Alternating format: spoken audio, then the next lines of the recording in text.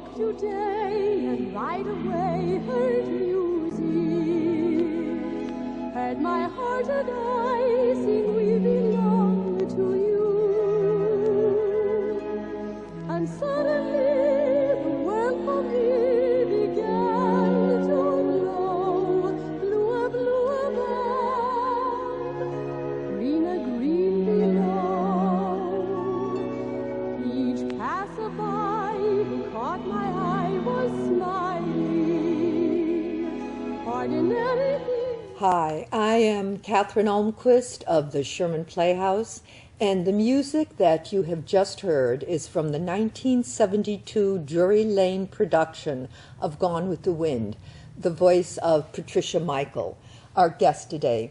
She is known as Trish to her friends. She has been my dear friend for many, many years. We met in 2008. And in fact, this past summer, we had the pleasure of being in Arsenic and Old Lace, and we played sisters. Oh, that was so much fun. I love playing comedy. I love being your sister, but you know the best part? Neither one of us looked old enough. Yes. And we had to put old makeup on. Yes, I love that. Yes. All right, Trish. You have had a brilliant career in the theater. I'd like to talk about it a little bit. How did you get started? Well, I went to ballet classes like most little girls do, and from there I went to Elmhurst Ballet School, and I turned out to be a really rotten dancer, so I took up singing, and then I went to the Guildhall School of Music and Drama, and while I was there I was spotted by an agent, and I signed up.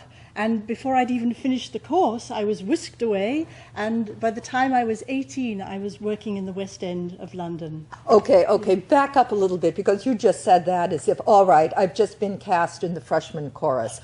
Who was the agent? What were you cast in? Oh, it was just an end-of-term review that the music and drama students were doing, nothing special. An agent was Fraser and Dunlop, and as I say, they signed me to a contract and started sending me out on auditions. And the first job I got, I was in the chorus of a musical version of Terence Rattigan's French Without Tears, which ran for 3 days. Ah, all right, 3 days. So what happened after Terence Rattigan? Well, I was quite fortunate because all the shows I did for the next couple of years flopped. Okay. So I managed to go from chorine to understudy to small roles to leading roles very quickly. And So what was your first big break? well, I was 21 years old, and it was Rosemary in How to Succeed in Business Without Really Trying. And Rosemary is the very proper lady, the Jackie Kennedy part, is she not? Exactly. And I remember at the audition, I sang my song, and it seemed like hundreds of people came running up on stage. Probably the producers, who were Cy Feuer and Ernie Martin, and Frank Lesser and Abe Burrows. And Abe Burrows put his arms around me and he said, "She feels like a Rosemary." And then they said, "Oh, but she's a blonde. We need a brunette. Get her a brunette wig." So I was whisked off in a taxi and stuck a brunette wig on me. And I came back and they said, "Oh my God, she looks so different. We better have her sing again." Did you sing again? They gave me the role. No, so you got the part. I did. Okay. One of my favorite anecdotes of yours is Noël Coward. And since I am directing Blithe Spirit, you are going to be in it, and I have been a Noël Coward fan from the time I could read. How did you meet Noël Coward? Talk about that. I was in a show that was the sequel to Sandy Wilson's The Boyfriend. And in the sequel, Divorce Me Darling, Polly and Tony are 10 years older and they're getting a divorce. And Tony has become Noël Coward, and Polly is rather Gertrude Lawrence. And so, of course, and a lot of it is a big spoof of the balcony scene from Private Lives. Mm-hmm. So there was Tony doing terribly Coward. Noël Coward was in the audience on the opening night. But he came backstage and he was so gracious and charming. He loved the touches. So he was the master. He was as he appeared. Mm-hmm. Mm-hmm. All right, so what next? Well, I landed the leading role in a big operetta called The Desert Song. I played Margot. Okay. And she's shown in a soldier's uniform because her first entrance, She has stolen all the soldiers' uniforms, and she comes storming on stage with all the girls' chorus, sings this wonderful song, the French military marching song, lots of high notes. And it was a wonderful entrance. And on the day we made the record, they said, right, we'll do the French military marching song now. And I got up and I stood by the microphone, and the star of the show came up to me and said, oh, I forgot to tell you, love, I sing it on the record. Oh, so there's no recording of you singing that? Not that song, but you can hear me singing Romance from the Desert Song on my website, which is patriciamichael.net. Okay. Yeah. Now, let's move forward a little bit. Gone with the Wind, which, one of my favorite books of all time. You were Melanie in the 1972 production. Very interesting, and this truly is 6 degrees of separation. A dear friend of mine and of yours, Paul Tynes, Paul has recently joined the board at Sherman, was reminiscing one day about his student days in London and shows he had seen, and he talked about Gone with the Wind, and I said, I know the woman who played Melanie in Gone with the Wind. He didn't believe me, but he still had the LP, the 33 recording of Gone with the Wind, and he had the original playbill. So how was it being Melanie? Oh, it was wonderful. It was a huge production. The stage of the Theatre Royal Drury Lane is enormous, and so we had a whole steam engine came on in one scene, and we burned Atlanta with scenery crashing everywhere. And at the end of Act 1, Scarlett went back to Tara with a horse and wagon, a real horse and wagon on stage. I was in the wagon. You were in the wagon with the horse. Having just been given birth, Okay. yes. And the opening night was half an hour earlier to accommodate the critics. This was not the horse's normal routine. So right in the middle, in front of the opening night audience at the end of Act 1, he takes the most enormous dump. Stop the show. What did you do? Well, you I were was in the wagon. You were in the wagon. I didn't have to do you anything. Didn't. All right. So what did Scarlett Scarlett do? had to deal with it. She dealt with it, and all right. And the other thing that stopped the show almost was in the second act, baby Bonnie Butler was played by a very talented 8-year-old who brought the house down with her song and dance. So, and again, Noël Coward was in the audience on the opening night, supposed to have said 2 things. One was, take the child and stuff it up the horse's arse. You solve 2 problems at once. And the other was, cut the second act in the child's throat. I don't know. I didn't hear him say either. So but he could have. It's he could have. Yes. How long did Gone with the Wind run? 49 weeks. 49 weeks. That was respectable, certainly. I suppose we were hoping for years. Oh, well. Okay. After Gone with the Wind, you did several shows in succession. I did, yes. I went straight into another crinoline. I took her from Sally Ann Howes as Anna in The King and I, and then I played the title role in Irene. Okay. But the role that I most loved wasn't in the West End. It was a tour. I played Eliza in My Fair Lady. That has got to be one of the most demanding roles ever written, and vocally. Well, you know, the thing about Eliza is that she starts off as a Cockney. Now, Cockneys have rather husky voices because they talk on the back of their throat. They talk roughly like, I'm a Cockney. All right, mate, you know. If you do that as Eliza, you're done for, because you spend the whole of the first act doing that. Then you get to the rain in Spain, and you're dancing around, and you're out of breath. Mm-hmm. You have half a page of dialogue before you turn into a soprano.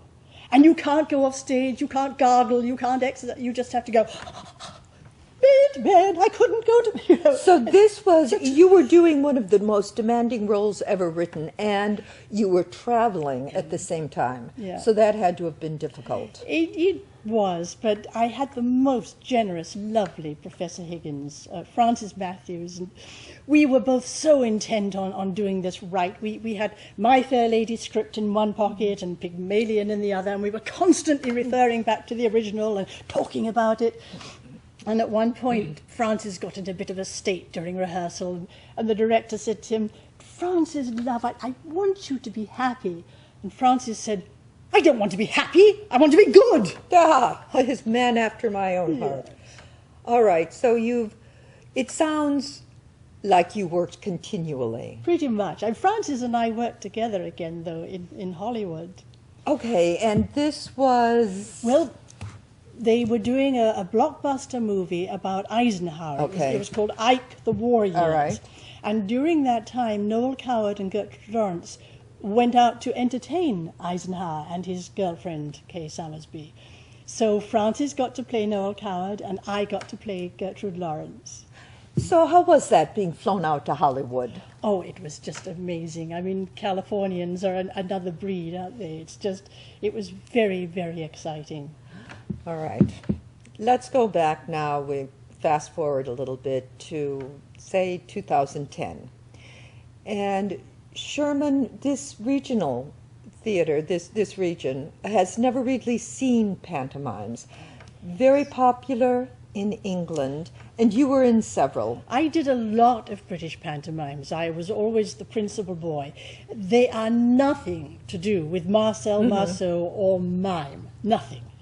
They are full-scale musicals based on fairy stories with certain traditional elements. And one is that the hero, that was always me, has a short tunic, fishnet tights, and very high heels, and she's very hearty. And the other is the star role, known as the pantomime dame, and that's the hero's mother, and that's a man in a dress, not a drag act, just a very comic role of a man in a dress. And I'm talking, in 2010, I was talking to our then President, John Taylor, who used to be an actor. Excellent actor. Right. And I said, you know, there doesn't seem to be a lot on for children at Christmas. Do you think a British pantomime would work here? And he said, oh, I've always wanted to play the pantomime dame. So, of course, we had to do it. We did Sleeping Beauty. And you were the lovely Fairy Floribunda. Yes, Fairy Floribunda. I loved her. Fairies in all ages. Right, and then we did Cinderella and then Aladdin, and they were enormous fun. And so now, in April, spring 2016, you will be Madame Arcati in Noël Coward's Blithe Spirit. Again, one of the most celebrated roles. How do you feel about that? Are you excited? Yes, I am. Big shoes to fill. Okay, you've done so much musical comedy. Talk a little bit about the difference between musical comedy and comedy. Well, for me, I actually much prefer playing comedy because there's a lot more going on. I mean, singing is wonderful. You sing your song and the audience applauds, and that's an end of it. With comedy, first of all, comedy is not funny unless it's completely honest and truthful. So you're concentrating very hard on being really real. Am I really reacting truthfully in this moment? Because otherwise they won't laugh. Meanwhile, at the back of my head is a little antennae listening for the audience reaction. And it's fascinating to me. You do your laugh line, and you get a laugh, or you hear a giggle over there. Oh, there's a laugh there. Maybe if I do this line a little differently tomorrow, or maybe if I time this a little differently tonight. And so it's a constant dialogue, not only on the one hand being the real, honest character, but the sort of, what can I do with it tonight? Are you going to laugh at this? You know, and I find that fascinating. I love it. Well, we've talked for a couple of years about doing Blithe Spirit, and one thing that we both agree is that it's so easy, and we've seen productions where it's so stylized. It's also very British, and that's not what we're after. We are after a true, honest, very British production, but going after the truth of the characters. Yes, because it's when you think about it, a really funny situation. It's a very funny situation. Yes. Very funny. Well, Trish, all I can say is I'm looking enormously forward to April 29th when we open Blithe Spirit. We will run for 4 weeks. And please join us, and thank you so much, Trish. It's been my pleasure. You're a Thank great you. director. Thank you.